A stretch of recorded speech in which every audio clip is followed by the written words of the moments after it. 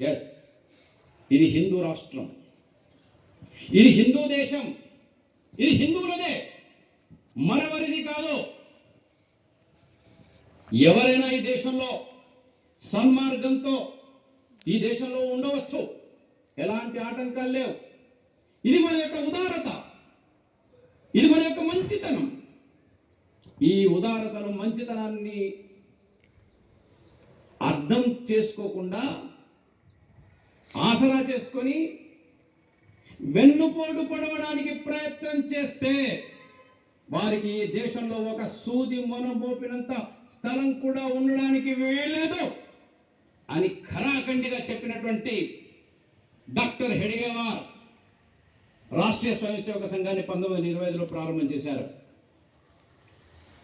స్పష్టంగా ఉన్నారు వారు, ఇది హిందూ రాష్ట్రం, ఇది హిందూ దేశం, హిందువులదే, మరెవరిది కాదు.